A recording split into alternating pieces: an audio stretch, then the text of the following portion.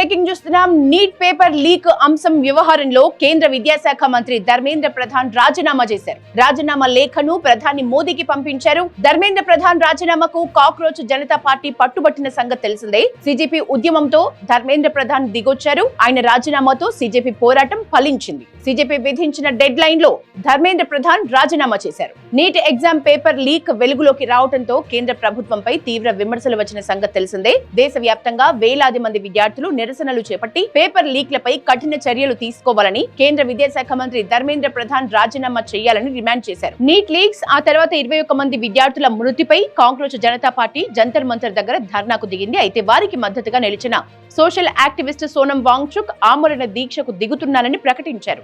సరిగ్గా 21 రోజుల తర్వాత ఆయన్ని బలవంతంగా హాస్పిటల్ కి తరలించారు పోలీసులు.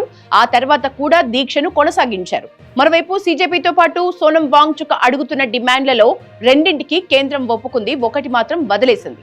అదే ధర్మేంద్ర ప్రధాన్ రాజీనామా. ఈ విషయంలో అప్పటి వరకు గట్టిగా పట్టుబట్టిన సోనం వాంగ్చుక్ మెత్తబడ్డారు. మిగిలిన డిమాండ్లకు కేంద్రం ఓకే చెప్పడంతో 26 రోజుల దీక్షను ముగించారు. ఈ నేపథ్యంలోనే కేంద్ర ప్రభుత్వం పరీక్షల వ్యవస్థలో సంస్కరణలకు శ్రీకారం చుట్టింది. పబ్లిక్ ఎగ్జామినేషన్స్ సవరణ బిల్లు 2026 ముసాయిదాను విడుదల చేసి పేపర్ లీక్లు, పరీక్షల అక్రమాలపై కఠిన శిక్షలు, భారీ జరిమానాలు, ఫాస్ట్ ట్రాక్ కోర్టులు, కాల పరిమితితో విచారణ వంటి కీలక నిబంధనల్ని ప్రతిపాదించింది. మరో అడుగు ముందుకు వేసి కేంద్ర విద్యాశాఖ మంత్రి ధర్మేంద్ర ప్రధాన్ రాజీనామా చేయటం ఇప్పుడు వివాదానికి శాశ్వత పరిష్కారంగా నిలిచింది. రాజీనామా అనంతరం ధర్మేంద్ర ప్రధాన్ ఎక్స్ లో పోస్ట్ చేశారు.